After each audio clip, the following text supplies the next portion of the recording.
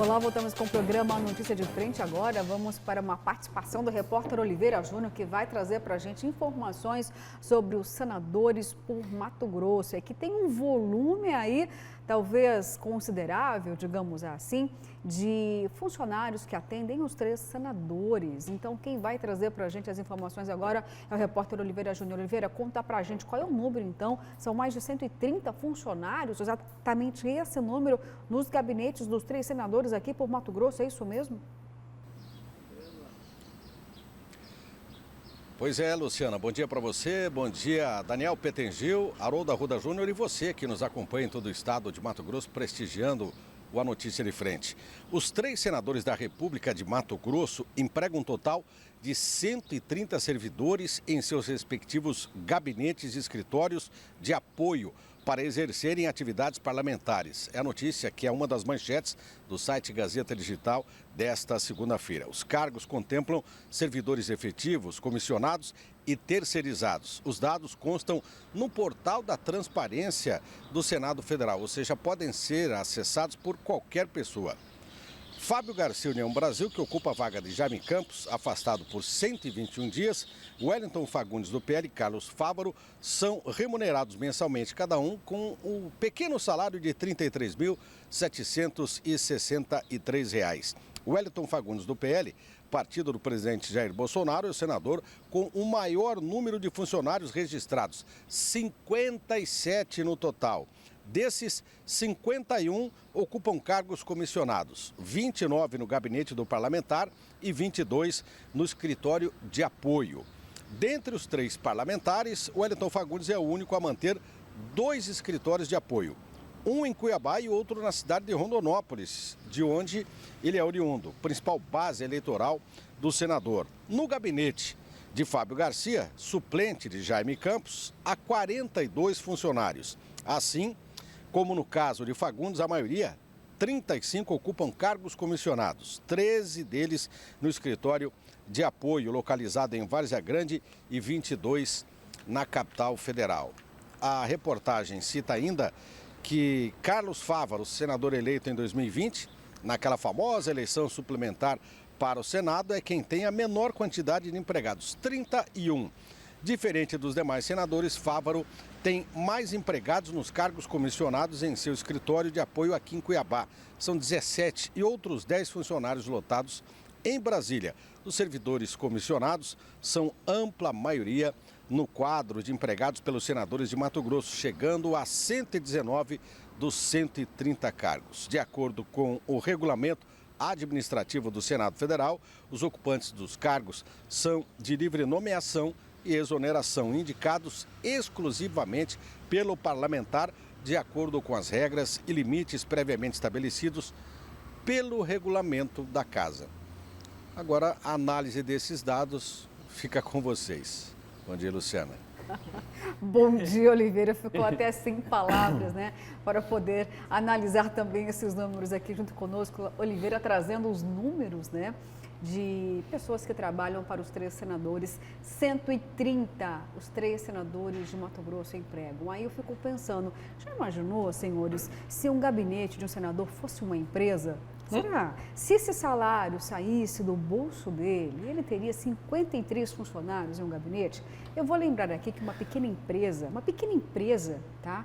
Ela contrata até 9 funcionários. Até. Tem muitas empresas aí, professor e Daniel, que trabalham no sufoco com 3 ou 4 funcionários. Porque sabemos que as pequenas e médias empresas é que de fato representam aí um volume gigantesco de contratações.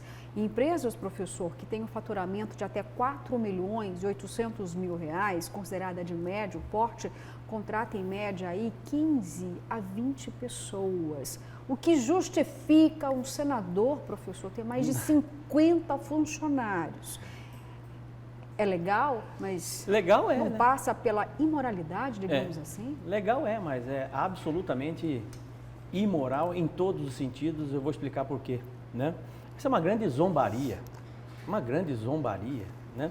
E menosprezar, sobretudo, a inteligência das pessoas que acompanham a política de perto, né?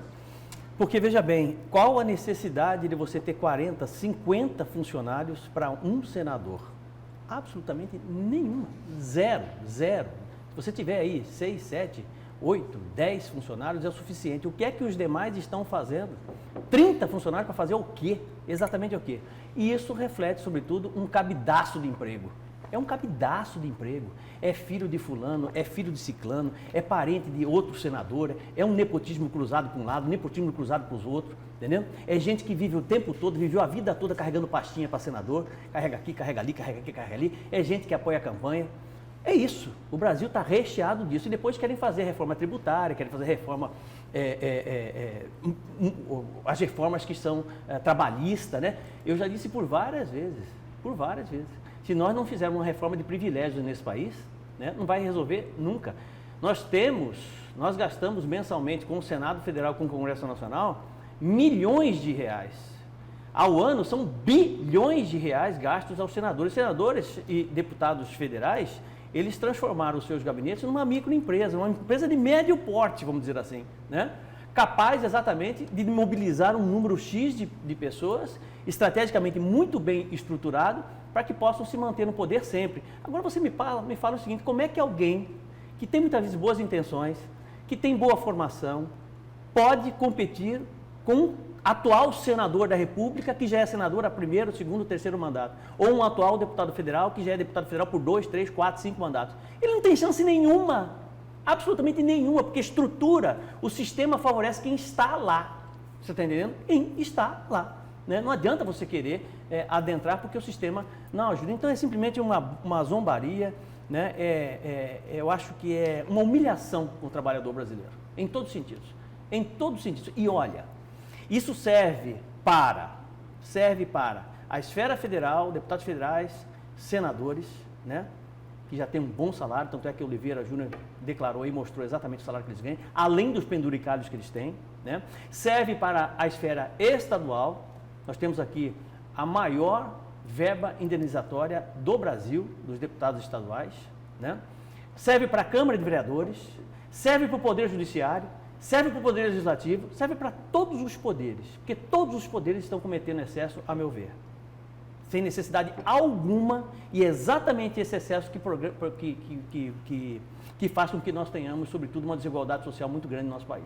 Então, é ali que tem que mexer. Não estamos falando nesse momento, Daniel, nem dos penduricalhos, dos benefícios, estamos falando apenas, né, do volume de contratados nos gabinetes. Isso. Eu só discordo do professor em relação aos gabinetes serem microempresas. Não, são grandes. Grandes empresas. São mais de 50 funcionários, são grandes. E eu fico imaginando o seguinte, como é medida a produtividade dessas pessoas, porque elas são remuneradas com recurso público, com dinheiro da população. Existe prestação de conta e de serviços, aquela famosa lista, o que você fez, o que você produziu ao longo do mês, né? Cada um desses 50, 57, 53 servidores aí, comissionados nos gabinetes, eles mostram, de fato, tem algum relato, um extrato do que eles fizeram durante o mês? Isso deveria ser, tem que ter prestação de conta, porque eles são remunerados com dinheiro da população, né? E não acontece, né? Eles são de livre nomeação dos parlamentares, né? Eu até imagino de um escritório, por exemplo, que ele citou, o Oliveira citou, de Rondonópolis ali do senador Wellington Fagundes, que teria, em tese, 22 pessoas no escritório. Gostaria de saber como que isso se dá, né? Que tamanho que é esse escritório também e de que forma elas produzem e prestam conta do serviço dela durante o mês. Mas eu queria saber o que é que faz. Então, exatamente. Exatamente o que é que esses assessores fazem, sem desmerecer o trabalho de ninguém, né? Porque realmente não dá para você entender, né, o que tem mais. Tudo bem, um vai lidar com assessoria de imprensa, 2 para assessoria de imprensa, beleza. Aparece 3 para assessoria de imprensa, Fagundes 3 para assessoria de imprensa. Aí você coloca mais 2 para fazer assessoria de mídias sociais, tá bom? 1 assessoria jurídica ou 2 para assessoria jurídica. Cara, 10 assessores para um senador ou 10 para um deputado federal é o suficiente. Como é que o sujeito tem 50, 52, 53? Tem um senador que tem 81 assessores em Brasília. Pois é. 81 assessores. Você tem ideia do que é isso, Luciana? Você está entendendo? Agora, o doloroso de tudo isso é o seguinte, é que eu pago. Sou eu que estou pagando isso aí. Você que está assistindo que paga. Você quer dizer? Então é algo simplesmente, olha, insuportável. É insuportável mesmo, é ilegal, é pelo imoral. amor de Deus. Mas olha, vamos ver se tem resposta nas urnas, né? Porque afinal de contas a gente pode fazer essa decisão, mas trazer de fato mais moralidade, né? Legalidade, todo o processo.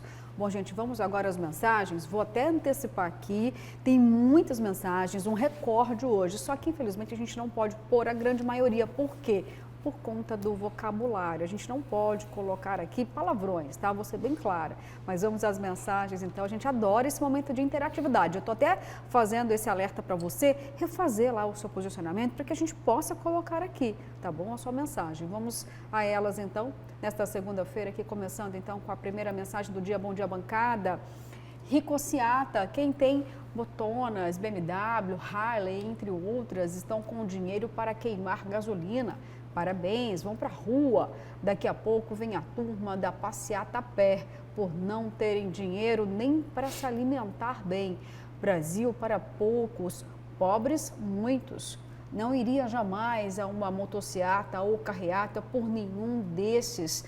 Não são representantes do povo pobre, reclamando aí sobre a motociata. Vamos para outra mensagem, então, uma avaliação de um telespectador falando sobre a pobreza no Brasil e a motociata. Bom dia, essa motociata só tem gente rica, não chega nem 1% da população. É o Nivaldo, lá do Santa Terezinha, também fazendo a sua avaliação em relação a essa manifestação motociata do presidente. Bom dia, bancada. Com a gasolina R$ 8,00, quem vai nessa motociata? Só com cartão corporativo? Bom dia, professor. Duas coisas que não combinam, Bolsonaro e democracia. Olha só, gente. Bom, está falando ainda mais de outros temas, mas vamos nos ater apenas à motociata naquela mensagem. Mas vamos para outra, então, aparecendo na sua tela. Bom dia. Infelizmente, o Lula vai ganhar. O povão, que é a maioria, quer comida no prato, coisa que o Bolsonaro não garante. A Eliane de Primavera do Leste. Mais mensagem, gente? Vamos lá, então. São muitas, viu? Bom dia, bancada. Queria com muito prazer ir na motociata, só não vou porque não tenho moto. Se tivesse, iria sim. Já convoco todos que tenham moto para ir. Manifestações em favor e contra também. Vamos lá, gente. Bom dia. Eu sou Eudes Barbosa, de Barra do Garças. Eu vou à motociata para fortalecer o nosso presidente. Manifestação de apoio, vamos lá. Bom dia, governador Mauro Mendes foi ditador para o estado de Mato Grosso. Além de trancar a população cuiabana em casa, ainda não ajudou a população. Olha, eu vou até aqui definir que praticamente Mato Grosso foi o estado que menos ficou em lockdown, viu? Foi um tempo bem curto, outros estados foram bem piores. Vamos lá então, gente, mais mensagens aqui nesta segunda-feira. Bom dia. Quanto ao VLT, entendo ser um mero capricho e vaidade do prefeito de Cuiabá em criar dificuldades para a implantação do BRT. Lembro que Emanuel foi o chefe da comissão de fiscalização das obras da Copa e foi omisso o tempo todo. Enquanto isso, o cuiabano sofre as consequências deste absurdo. É o Vander do bairro Morada do Ouro. Com certeza, nós estamos sofrendo isso desde antes da Copa do Mundo, né? Bom dia, bancada. A Assembleia Legislativa aprovou no passado o direito dos servidores do Executivo Estadual da Ativa e aposentados a receberem a RGA. E o senhor governador, que gosta de interferir na área alheia, judicializou a questão e conseguiu retirar esse direito desses trabalhadores, prejudicando dezenas de milhares de famílias. É o Salustiano Soares saindo em defesa do servidor público. Vamos lá, bom dia, Luciana, Daniel e professor Haroldo. O governador Mauro Mendes provou mais uma vez que é contra o funcionário público, infelizmente. Sou Maria Rodrigues de Rondonópolis, com certeza fazendo referência aí à redução de jornada que pode não acontecer. Vamos lá, bom dia. No caso do VLT-BRT, a justificativa para que o Executivo Estadual abarque a competência de gerenciamento da implantação do modal de transporte se dá em razão de que se trata de transporte intermunicipal, Cuiabá e Várzea Grande. Um abraço, parabéns pelo debate, Aristóteles Cadidé, lá de Rondonópolis. Recebeu gente, um parabéns muitas de Aristóteles, mensagens. uma coisa espetacular, viu? Concordo. Que nome bonito, né? Bonito. Né? Concordo. Inteligente, né? Impressionante eu a participação apaixonado. do Eu li- telespectador de Rondonópolis, hein? É. Bastante expressiva aí hoje, Sim. né? Bastante. Bastante Olha, expressivo. e aí eu vou repetir, viu? Nós não conseguimos ler mais mensagens por conta da braveza em excesso. Vamos Não dá moderar, para mostrar vamos. aqui. Maneira um pouquinho aí e a gente consegue abrir mais espaço ainda para as mensagens. Bom, agora vamos mudar um pouquinho de assunto, porque precisamos falar rapidamente sobre a Covid-19 diante de um pronunciamento do ministro da Saúde, Queiroga, que disse o seguinte, olha, para traduzir aqui o anúncio do ministro, é que o Brasil pode decretar o fim da pandemia e transformar esse título em endemia. É isso mesmo, Daniel? Nós já falamos aqui que deveria ser uma prerrogativa da Organização Mundial da Saúde, mas o governo federal, o presidente Bolsonaro está insistindo na modificação deste status. E aí, realmente, a gente pode ter um conjunto de regramento nos próximos dias. É isso que deve acontecer, Daniel? E por que o governo federal estaria interessado nessa corrida para poder decretar o fim da pandemia? Por quê, Daniel? Pois é, o Marcelo Queiroga, o ministro, fez um pronunciamento ontem em cadeia de rádio e televisão, ontem à noite, para anunciar o fim da emergência em saúde nacional, né, aqui no país, se antecipando aí a outros países em relação a essa tomada de decisões. Eu também não vejo que tipo de benefício administrativo e eleitoral o Bolsonaro vai ter com essa medida, né? As medidas até então que estão valendo facilitam, inclusive para o próprio governo federal, prover recursos, financiar recursos, compra de insumos, compra de medicamentos para combater a Covid-19, tanto o governo federal quanto o estadual, né? Com o fim da emergência, isso acaba, né? Então, esses privilégios, inclusive de licitações públicas, não vão acontecer mais, né? Essa facilidade de compra de insumos e também de regramentos em relação ao uso de máscara, de medidas de biossegurança, não vão mais valer. O Brasil, que já está dando sinais de que não suporta mais a pandemia, ninguém suporta mais realmente, só que oficialmente nós não nos livramos desse fantasma. O ministro quis dizer isso também, olha, vai acabar a emergência em saúde, mas a pandemia não acabou. Mas de que forma que a pessoa vai entender isso? Não, acabou sim, né? Aqui no Brasil. E é importante só lembrar que é muito desigual ainda as taxas de vacinação dentro do próprio país, né? Nós temos em São Paulo, conseguiu alcançar altos índices de imunização, inclusive das 3 doses, mas tem estados aqui no Brasil que não chegou nem a 30% ou 40% da segunda dose, né? Então, essas pessoas estão suscetíveis, estão sujeitas à contaminação, né? E esse tipo de medida que é descoordenada do restante do mundo, acaba chegando para a população dessa forma. Olha, acabou, volta à vida normal, né? Não se vacina, né? Quem se vacinou só uma vez, está tudo bem. E o risco é justamente esse, né? Porque, na verdade, os cientistas dizem que ainda há muito para se conhecer desse vírus. Nós não sabemos, e ele é altamente transmissível, né? Então, eu creio que esse tipo de medida depõe contra todos os esforços que o mundo todo tem feito. A gente pode segurar um pouco mais, está difícil, é muito difícil realmente. A gente tem que reconhecer, mas a gente pode segurar um pouquinho mais. Eu concordo porque a pandemia, professor, não acabou. Não. O ministro disse isso, mas olha, tem carnaval que será realizado, tem o processo eleitoral. Fica exatamente. tônica aí para as pessoas, olha, não acabou a pandemia. Não é verdade, não acabou ainda. Eu vou, inclusive, endossar as palavras do Daniel, que está coberto de razão, porque eu vou te explicar o seguinte. Você vê, há 7 dias atrás, né, nós tivemos uma notícia da China. A China, hoje, vive uma nova variante, né, e colocou em estado de lockdown Xangai. Xangai com 25 milhões de habitantes.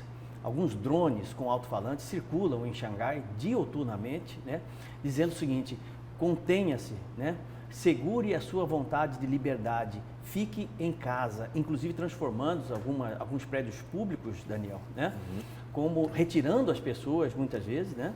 Em prédios que tem aqueles condomínios, né? Para poder fazer um isolamento mais seletivo. Enfim, um transtorno na China. Enquanto o mundo todo flexibiliza, a China está mostrando sinais de que realmente está passando dificuldade, principalmente em Xangai. Então, só o fato de nós termos, né, lá no Oriente, lá na China, de certa forma, uma situação ainda preocupante, é o suficiente para que nós aqui no Brasil também tenhamos essa mesma preocupação. Por que eu acho precoce essa decisão do ministro? Né? Porque o Brasil não tem um sistema alfandegário de controle de fronteira suficiente para realmente identificar as pessoas que vêm de outros países para cá. Daqui a pouco você tem uma variante, como nós tivemos no início da Covid aqui no Brasil, né? Dando susto em todo mundo, e a gente tem que novamente começar o problema do lockdown e ter que vacinar novamente as pessoas por conta dessa nova variante. Então, eu acho assim, completamente desnecessário num momento como esse, sabe? Desnecessário. Eu não sei se por questões políticas ou não, mas a gente precisa, claro, viver uma certa normalidade, mas com muita consciência, com muita prudência, para que nós não cometamos novamente os mesmos erros que, infelizmente, alguns chefes de Estado vêm cometendo mundo afora, né? Tá certo, professor Daniel. Bom, vamos mudar de assunto, vamos um pouquinho agora para a Câmara de Vereadores de Cuiabá, falar do vereador, do Tenente Coronel Pacola, mas nem nesse momento eu vou falar sobre o fato de que a vereadora quer acionar, né, o parlamentar na Comissão de Ética, é porque no dia 26 o vereador vai ter aí um julgamento, eu estou falando da operação no passado denominada de mercenários, e coloca aí o vereador no olho do furacão e tem um julgamento então no dia 26. Vamos conferir na reportagem? Bom dia também você que acompanha a Notícia de Frente. A sessão de julgamento na Vara Criminal no Fórum da Comarca de Cuiabá será na semana que vem, na terça-feira, dia 26, a partir da 1h30 da tarde. Ela será presidida pelo juiz de direito Marcos Faleiros. Serão julgados 3 policiais militares, o segundo tenente Kleber de Souza, o terceiro sargento Berison Costa e Silva e o tenente coronel aposentado da PM Marcos Eduardo Ticianel Pacola.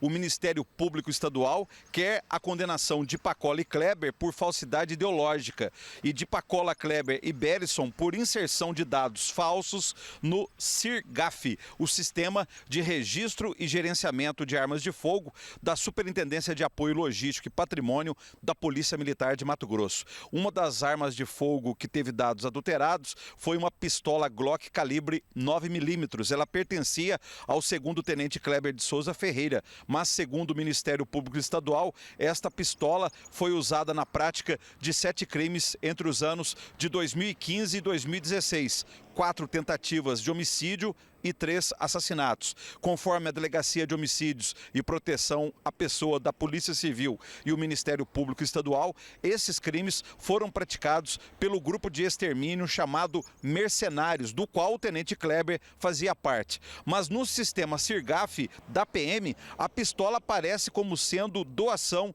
do Tribunal de Justiça de Mato Grosso. Esta informação falsa foi inserida no sistema no dia 11 de julho do ano de 2019. Segundo a Operação Asepsia e denúncia do Ministério Público Estadual, o tenente-coronel Pacola usou a senha do terceiro sargento Berison para inserir o dado falso no sistema da PM, para dizer que a pistola do tenente Kleber era do Tribunal de Justiça.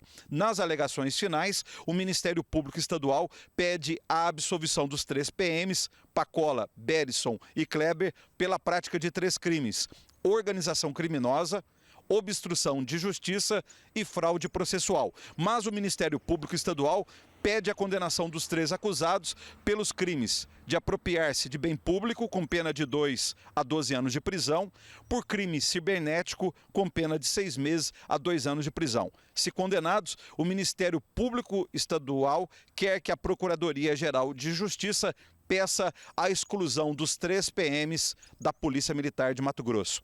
Em entrevista à imprensa, o tenente-coronel Pacola tem dito que a senha do sargento Berison estava salva no computador dele e que ele assumiu o risco de inserir os dados falsos no sistema da PM para evitar que um tenente fosse incriminado por algo que ele, Pacola, tinha certeza que o tenente não havia cometido. Pacola acrescenta: não houve nenhum prejuízo para os cofres e para a administração públicos e que, na visão dele, não fez algo imoral, mas assumiu o risco para poder ficar com a consciência tranquila. Ainda não temos o posicionamento do segundo tenente Kleber, nem do terceiro sargento Berison. Com apoio técnico de Vitor Camargo, imagens de João Páscoa, Antônio Carlos Silva, para a Notícia de Frente. Obrigada, Antônio, pelas informações. Olha, só vou reiterar aqui, as acusações são gravíssimas e não é em vão o Ministério Público pedir a condenação. Mas antes que os senhores possam se manifestar, vou fazer a leitura aqui da nota encaminhada pela assessoria do vereador Pacola. Vamos lá. O julgamento é a última fase do processo legal. Continuarei defendendo que ninguém pode estar acima da lei. Todos nós estamos sujeitos a responder judicialmente pelos nossos atos, com total direito de ampla defesa e contraditório, sem exceção.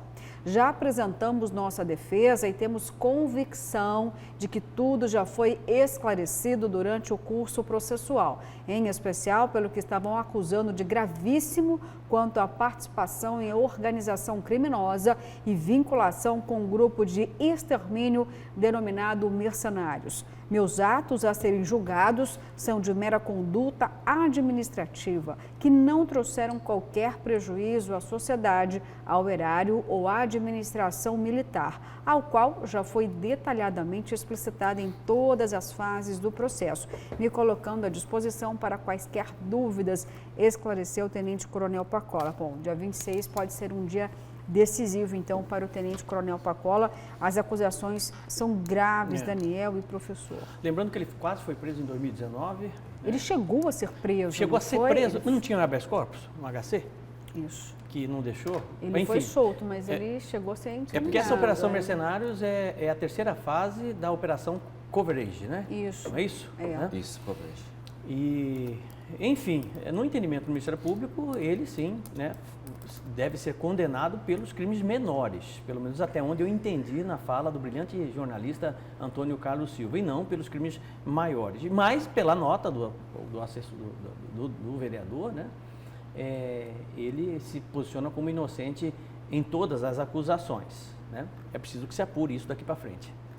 Eu vou dizer aqui que até no R7, em cenário nacional, colocou aqui como Pacola sendo preso durante a operação, Daniel. Foi preso, então? Chegou a ser preso, sim, tá?